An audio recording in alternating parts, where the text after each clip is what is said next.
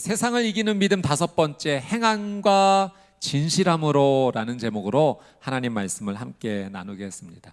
우리가 요한일서 말씀을 통해서 세상을 이기는 믿음이라는 주제로 하나님 말씀을 계속 함께 나누고 있습니다. 오늘은 특별히 부활주의를 맞이해서 우리가 예수님을 그리스도 구원자로 믿는 자로서 예수님의 이 부활의 놀라운 능력을 찬양하는 자로서 어떻게 하면 세상을 이기는 믿음으로 나아갈 수 있을지 그 놀라운 은혜의 말씀을 우리에게 오늘 주십니다. 오늘 하나님의 음성을 듣고 세상을 이기는 믿음으로 부활의 증인에 참여하는 저와 여러분이 되시기를 주님의 이름으로 축복합니다. 자, 오늘 본문 13절 말씀 같이 한번 읽어보도록 하겠습니다. 13절입니다. 시작. 형제들아, 세상이 너희를 미워하여도 이상히 여기지 말라. 자, 사도 요한이요, 이렇게 편지를 보내면서 믿음의 사람들에게 세상에서 미움을 받을 수 있는데 그걸 너무 이상하게 여기지 말아라 라고 권면을 합니다. 여러분, 이 당시에는 예수님을 믿는다는 이유 때문에 믿음의 사람들이 세상에서 핍박받는 일이 너무나도 많았습니다. 여러분, 우리가 누군가에게 미움을 받는다, 이 사실만 알아도 마음이 참 상하지 않습니까? 여러분, 이 당시에 믿음의 사람들의 마음이 얼마나 낙심됐겠습니까? 세상 사람들이 예수님을 믿는다는 이유 때문에 핍박하고 미워하는 마음을 가지고 있는 겁니다. 이 일에 대해서 지금 사도 요한이 위로와 힘을 내라, 그 마음이 너무 상하지 않았으면 좋겠다라고 말을 하고 있습니다. 여러분, 왜 이런 일이 일어나는가? 이것은 믿음의 사람이 가지는 가치관과 세상이 가지는 가치관이 서로 다르기 때문입니다.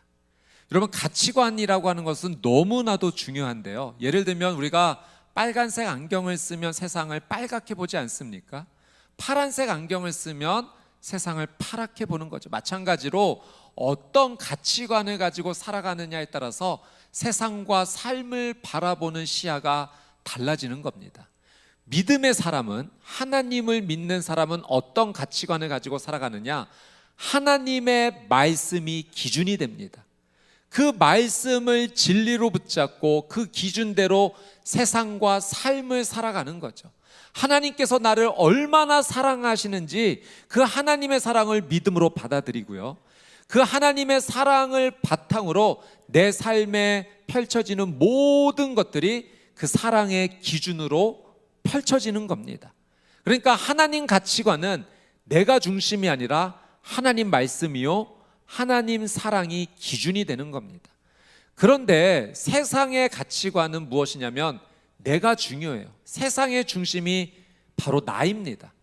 내가 나를 사랑하는 것이 무엇보다도 중요하고 내 생각을 따르는 것이 훨씬 더 가치 있는 일이라고 세상은 그렇게 말하죠. 그러니 이 두 가치관이 서로 같지 않기 때문에 부딪히는 겁니다. 특별히 사탄은 세상 가운데 하나님을 대항하고 저항하는 생각들을 곳곳에 심어 놓습니다. 그러니 세상적 기준만 따라가다 보면 하나님을 대항하고 저항하는 일들이 일어나게 되는 거죠. 그래서 사도 요한은 이러한 일 때문에 세상이 미워하더라도 이상히 여기지 말라라고 권면합니다. 여러분, 우리가 하나님의 기준을 가지고 살아갈 때 하나님께서 우리를 보호해 주실 줄 믿습니다. 여러분, 끝까지 이 믿음을 지키며 살아가시게 되기를 주님의 이름으로 축복합니다. 우리가 하나님의 기준을 가지고 가치관을 가지고 살아갈 때 하나님께서 우리를 보호하여 주실 뿐만 아니라 반드시 승리로 인도하여 주실 줄 믿습니다. 자, 세상에서 미움을 받을 때 우리 믿음의 사람들은 어떻게 반응해야 하는가? 오늘 말씀을 통해서 하나님께서 우리에게 가르쳐 주시는 진리의 말씀이 있습니다. 우리 14절 말씀 같이 한번 읽겠습니다. 시작.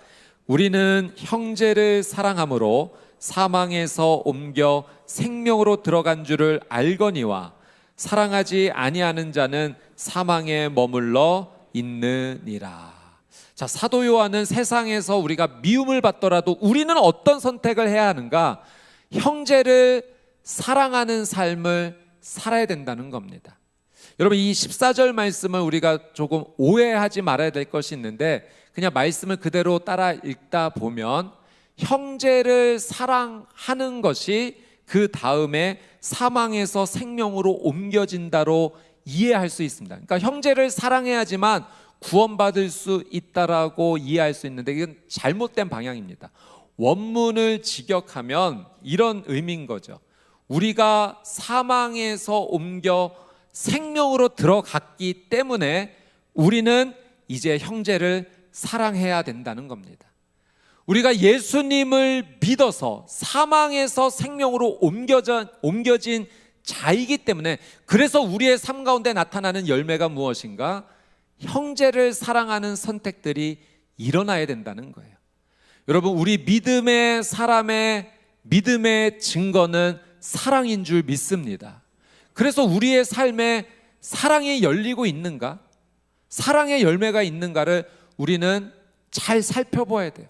만약에 그러한 일들이 일어나고 있지 않다면 지금 내 믿음을 다시 한번 점검해 봐야 되는 겁니다.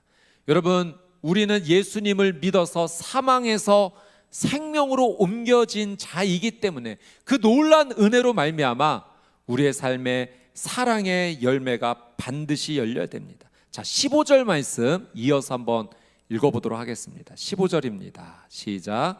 그 형제를 미워하는 자마다 살인하는 자니 살인하는 자마다 영생이 그 속에 거하지 아니하는 것을 너희가 아는 바라. 자, 형제를 미워하는 자가 곧 살인하는 자다라는 표현을 사도 요한이 하게 됐는데요, 이것은 사도 요한이 예수님의 말씀을 기억하기 때문입니다. 예수님께서 산상수훈의 교훈을 주셨을 때 이런 말씀을 주신 적이 있어요. 우리 마태복음 5장 21절 22절 말씀을 한번 같이 읽어보도록 하겠습니다. 마태복음 5장 21절 시작. 옛 사람에게 말한 바 살인하지 말라, 누구든지 살인하면 심판을 받게 되리라 하였다는 것을 너희가 들었으나 나는 너희에게 이르노니 형제에게 노하는 자마다 심판을 받게 되고 형제를 대하여 라가라 하는 자는 공회에 잡혀가게 되고 미련한 놈이라 하는 자는 지옥불에 들어가게 되리라.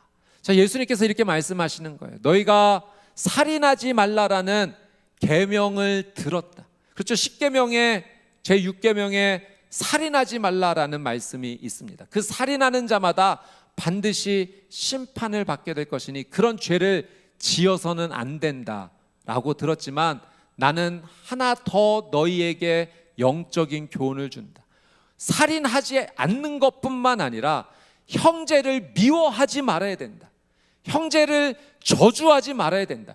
이 미워하는 것 자체가 살인하는 것과 같은 것이다, 심판을 받게 될 것이다 라고 예수님께서 말씀하셨다는 거예요. 왜 예수님은 살인과 형제를 미워하는 것을 동일하게 보셨을까요? 이것은 살인이라는 엄청난 죄가 형제를 미워하는 그 미움에서 시작되기 때문입니다. 여러분, 구약 말씀에 보면, 창세기에 보면 인류 최초의 살인 사건 가인과 아벨의 이야기가 있는데, 형 가인이 아벨을 왜 죽였는가? 미워했기 때문에 그래요. 시기하고 질투했습니다. 그 미움의 마음이, 시기의 마음이 결국 사랑하는 동생을 죽일 수밖에 없는 그 끔찍한 죄로 이어진 것이지요. 그래서 사도 요한이 이 예수님의 말씀을 기억하면서 형제를 미워하는 자가 곧 살인하는 자라는 사실을 절대로 잊지 말라라고 영적인 권면을 하는 겁니다. 여러분, 사람은 마음마다 미움의 마음이 들 때가 있습니다. 이런 미움의 마음이 들 때 이 미움의 마음을 그냥 방치해서는 안 된다는 거예요. 미움을 방치하게 되면 이 미움이 점점 커져 나가는 것을, 그래서 내가 감당하지 못하는 상황도 일어나는 것을 우리가 경험할 때가 있죠. 여러분, 종교개혁을 단행했던 마틴 루터가 그런 말을 한 적이 있습니다. 새가, 하늘을 나는 새가 우리의 머리를 지나갈 수는 있다. 그러나 그 새가 우리 머리 위에 둥지를 만들거나 집을 짓게 만들어서는 안 된다는 거죠. 여러분, 사탄이 우리의 마음 가운데 미움의 씨앗을 뿌릴 때가 있습니다. 여러분, 그때마다 그 미움의 씨앗을 빨리 제거해야 되는 거예요. 그 미움이 자리를 잡고 점점 커지고, 그래서 내가 감당하지 못할 정도까지 커지게 되면 그 미움의 죄가 결국 우리로 하여금 죄 짓는 것으로 이끌 수 있다는 겁니다. 사탄이 우리에게 그렇게 미움의 씨앗을 던져요. 야, 이번에 너 정말 억울하겠어. 어떻게 이런 일이 일어날 수 있지? 그 상대방 왜 그랬대? 야, 이건 좀 선을 넘은 거 아니야? 너 이번에는 그냥 가만히 있으면 안 될 것 같아. 이건 자존심 문제야 하면서 우리를 살살 유혹합니다. 맞아, 이건 좀 너무한 거 아니야? 우리 남편 왜 그랬을까? 우리 아내 왜 그랬을까? 우리 자녀 왜 그랬을까? 우리 부모님 왜 그랬을까? 가족관계 안에서도 계속 그 미움의 마음이 커져가도록 사탄은 우리를 유혹하고 죄짓게 만든다는 거죠.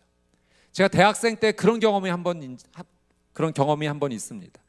제가 원치 않는데 자꾸 나쁜 생각들이 마치 물 밀려오듯이 밀려오는 그런 정말 끔찍한 경험이었습니다. 지하철을 타려고 기다리는데 여기서 뛰어내리면 좀 어떨까? 생각하기도 싫은 그런 생각들이 자꾸 밀려와요. 어른하고 대화를 하고 있는데 이 물잔을 한번 끼얹어 볼까? 말도 안 되는 생각이. 제가 그때마다 계속 기도했습니다. 예수님의 이름으로 이 나쁜 생각을 물리쳤어요. 내가 나사렛 예수의 이름으로 명하노니 내게 나쁜 생각을 주는 사탄아 물러가라. 주님, 포효로 덮어주셔서 이런 나쁜 생각들이 일어나지 않게 해 주십시오. 끊임없이 기도했을 때 그 생각이 끊어졌습니다. 여러분, 우리는 이 사단이 주는 미움의 유혹과 죄에 대해서 반드시 경계해야 됩니다. 여러분, 우리는 예수님을 구원자로 믿음으로 말미암아 하나님과 동행하는 자인 줄 믿습니다. 그러니까 하나님과 동행하면서 하나님이 원하시는 생각을 따라 그 삶의 순종이 일어나야 되는 거예요. 사단이 왜 우리에게 이런 죄의 유혹을 심는가? 하나님과의 동행을 끊어버리기 위해서입니다.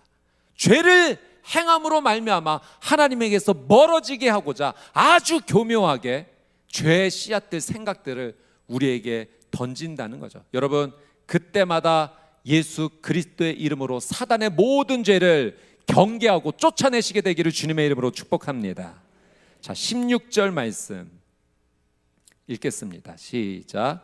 그가 우리를 위하여 목숨을 버리셨으니 우리가 이로써 사랑을 알고 우리도 형제들을 위하여 목숨을 버리는 것이 마땅하니라. 여러분, 우리가 사랑을 알게 된 이유가 어디에 있는가? 우리 주 예수 그리스도께서 나를 위하여 목숨을 버리셨기 때문입니다. 여러분, 우리가 사랑의 삶, 믿는 자로서 사랑의 삶을 살아가야 되는 이유가 있다면 우리가 말로 형용할 수 없는 하나님의 사랑을 받았기 때문이에요. 감당할 수 없는 그 놀라운 은혜를 우리 주 예수 그리스도께서 십자가에서 우리에게 보여주신 겁니다. 여러분, 그런데 우리가 그런 사랑받을 자격이 있었는가? 하나도 없었어요. 10,000가지 중에 한 가지라도 잘한 것이 있는가? 아니요. 우리는 죄인이었습니다. 쉽게 얘기하면 하나님과 원수된 자였어요. 심판받아 마땅한 자였는데 그 원수된 자에게 하나님께서 일방적인 놀라운 사랑을 쏟아부어 주셨기 때문에 그 은혜로 우리가 영원한 생명, 지옥불에서 사망에서 생명으로 옮겨지는 그 놀라운 은혜를 누리게 되었다는 겁니다. 여러분, 하나님께서 우리에게 이런 놀라운 사랑을 쏟아부어 주셨다는 사실을 감격적으로 받아들이는 믿음의 삶이 되시기를 축복합니다. 자, 17절 18절 같이 읽습니다. 시작. 누가 이 세상의 재물을 가지고 형제의 궁핍함을 보고도 도와줄 마음을 닫으면 하나님의 사랑이 어찌 그 속에 거하겠느냐? 자녀들아, 우리가 말과 혀로만 사랑하지 말고 행함과 진실함으로 하자. 그런 하나님의 놀라운 사랑을 받은 자로서 그의 삶 가운데 사랑이 흘러가지 않는다면 어찌 그 안에 하나님의 사랑이 있을 수 있겠느냐라는 반문입니다. 그러니 믿음의 사람은 말과 혀로만 사랑하는 것이 아니라 행함과 진실함으로 사랑해야 된다는 거예요. 사도 요한이 예를 들면서 우리 주변에 궁핍한 형제가 있는데, 지금 이 형제는 하루에 일용할 양식이 없는 자입니다.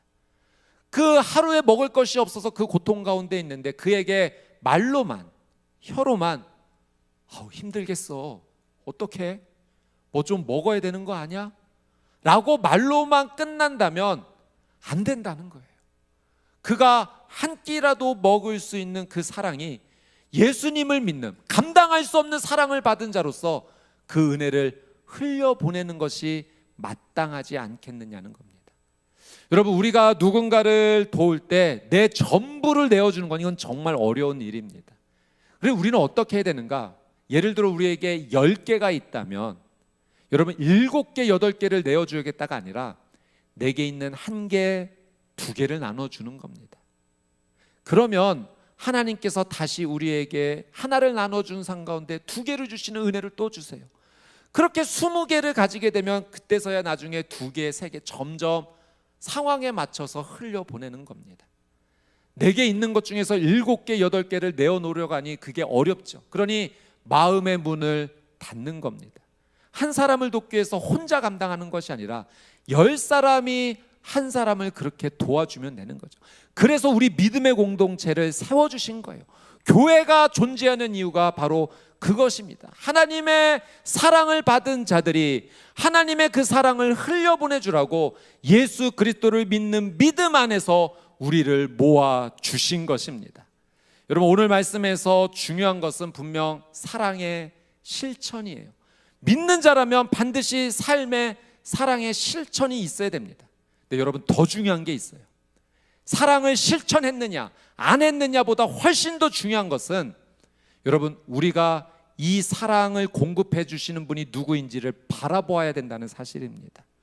여러분, 우리에게 사랑을 주신 분을 우리가 바라보게 되면 그분이 흘려주시는 사랑을 받음으로 내 힘으로 사랑하는 것이 아니요, 내가 받은 사랑을 흘려보내는 믿음의 삶을 살게 될 줄 믿습니다. 연구에 의하면 우리 자녀들의 삶 가운데 어려서부터 부모님의 사랑을 충분히 경험한 자녀들이요, 사회생활, 친구들과 교제 생활을 할 때 배려 있는 삶을 살게 되고 예의 있게 행하고 상대를 충분히 감싸주는 그 사랑의 힘이 있다는 거예요. 그런데 사랑을 충분히 경험하지 못하고 자란 자녀들이요, 그 관계 속에서 어려움이 참 많이 있는 것을 보게 됩니다. 그리고 관계 속에서 공격적으로 나타난다는 거죠. 여러분, 사랑의 삶은 사랑을 받는 것이 먼저입니다. 그러니 사도 요한이 우리의 삶 가운데 사랑을 실천하며 살아라, 여기에 무게중심을 둔 것이 아니라 우리가 어떠한 사랑을 받았는지를 반드시 기억해야 되고 예수 그리스도의 그 십자가 사랑을 주목하는 자의 삶을 살면 자연스럽게 삶 속에서 그 믿음이 있는 자는 하나님의 사랑이 흘러갈 수밖에 없다는 거죠. 여러분, 우리가 하나님의 사랑을 가장 가깝게 경험할 수 있는 우리의 현재 삶 속에서의 그 사랑의 모습이 있다면 부모님의 사랑이 아니겠습니까? 제가 이 시간에 여러분에게 잠깐 한 가지의 영상을 보여드리고자 하는데, 부모님의 사랑 또 엄마의 사랑을 보면서 하나님의 사랑을 한번 주목하는 시간이 되었으면 좋겠습니다. 영상을 함께 보겠습니다.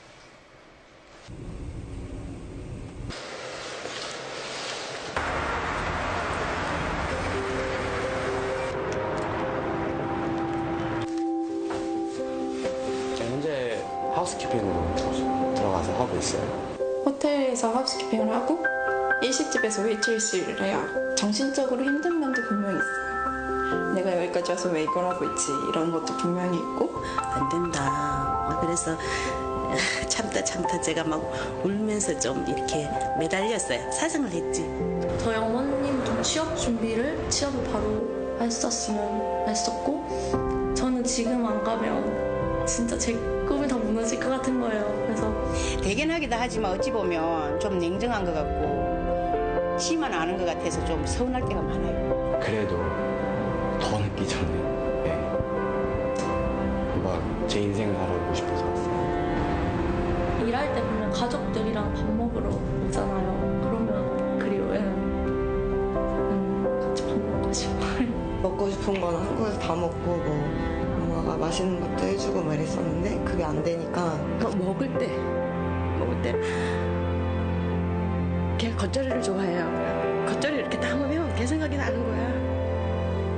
같이 앉아있는 상이 되게 그리우니까. 꿈을 위해 선택한 낯선 곳에서의 생활. 당연했던 일상들이 사무치게 그리워집니다.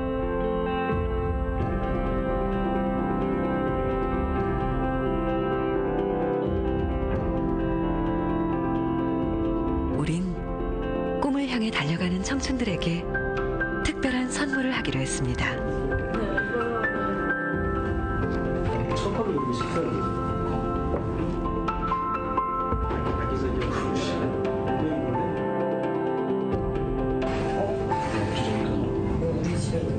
몰래 차려진 밥상엔 엄마가 해주시던 음식이 집에서 쓰던 그릇에 담겨 나왔습니다. 나는 이런 밥상 안 먹어서 이것도 우리 거 같은데? 근데 막 이거 내 건데?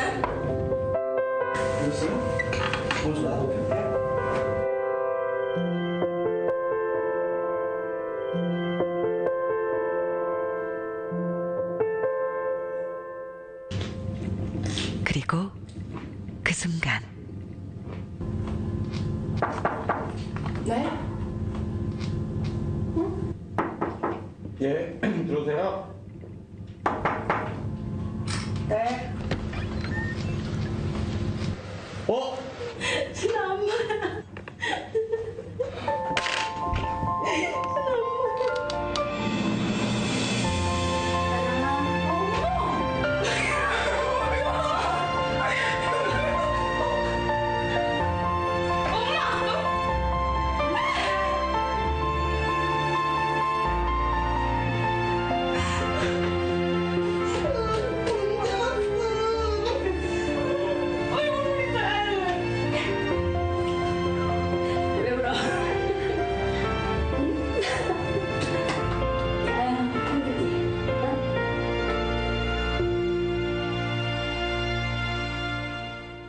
이 낯선 곳에 우리 아들은 처음에 와서 어떻게 다녔을까 그런 생각이 들어요. 그거 하나만으로도 그냥 저는 대단하다고 생각해요. 네.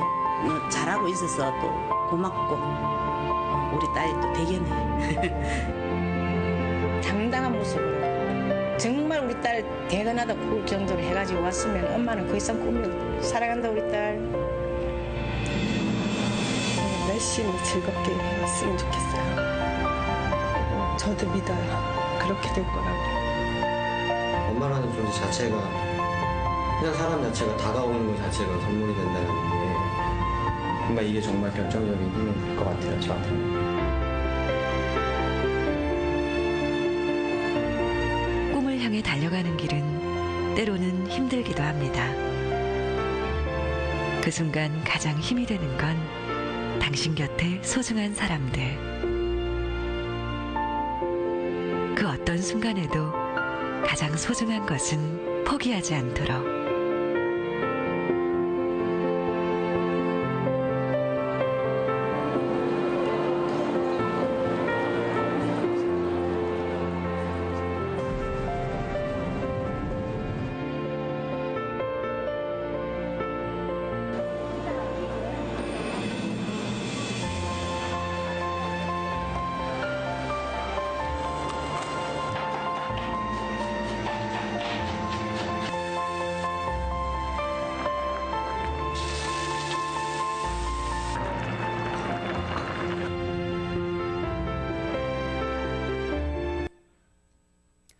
네, 자신의 꿈을 이루고자 먼 이국 땅에 가서 열심히 또 일하는 우리 자녀들이 있었고요.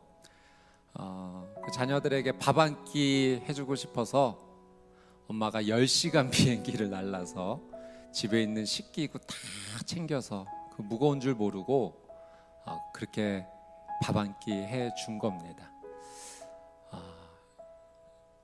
여러분 10시간이 먼 거리였을까요? 지구 끝이라도 찾아갔을 겁니다. 사랑하기 때문에. 이런 엄마의 사랑을 받은 자녀가 그런 고백을 하죠. 이런 사랑을 받으니 힘이 나네요. 잘할 수 있을 것 같습니다. 여러분 사랑받은 사람은 사랑할 수 있어요. 내게 사랑의 능력이 있어서 사랑하는 것이 아닙니다. 사랑을 받기 때문에 사랑할 수 있는 거예요. 우리 하나님께서 보여주신 사랑은 우리가 이 땅에서 보여주는 부모님의 사랑보다도 위대한 사랑입니다. 원수 되었던 우리를 살려주신 은혜예요. 사망의 지옥불 속에 갇힐 수밖에 없는 우리를 끄집어내 주신 거예요. 생명의 은혜로 나를 대신하여서 죽어주신 이 사랑과 은혜를 어떻게 우리가 측량할 수 있겠습니까? 그리고 그분은 죽음의 권세를 깨뜨리시고 부활하셨어요. 우리가 그분을 믿는다면 우리는 죽음에 갇힌 인생이 아니요 하나님과 함께 동행하는 영원한 삶, 주의 부활과 함께 부활하는 놀라운 능력의 삶을 살게 될 줄 믿습니다. 그래서 사도 요한이 믿는 자로서 사랑하는 삶이 당연하다라고 말했던 것은 우리 주 예수 그리스도의 이 사랑을 아는 자라면, 믿는 자라면 그 삶에서 사랑이 당연히 흘러나온다는 거예요. 여러분 예수님을 믿으십시오. 부활하신 우리 주님을 믿으십시오. 그분이 당신을 얼마나 사랑하시는지 모릅니다. 그분의 사랑을 우리가 받게 되면 우리의 삶은 이제부터 하나님께서 이끌어 가시는 사랑의 삶이 될 줄 믿습니다. 놀라운 사랑의 은혜를 받으니 그 사랑이 나를 통해 흘러가는 거죠. 우리는 말과 혀로만 사랑하는 인생이 아니요 행함과 진실함으로 사랑하는 삶이 될 줄 믿습니다. 날마다 우리 주 예수 그리스도의 십자가 사랑 앞에 감사하며 부활하신 우리 주 예수 그리스도를 능력으로 찬양하며 나아갈 때 우리의 삶 가운데 하나님의 사랑이 가득해질 것이고 이 귀한 사랑으로 세상을 이기는 믿음으로 승리하는 저와 여러분이 될 줄 믿습니다.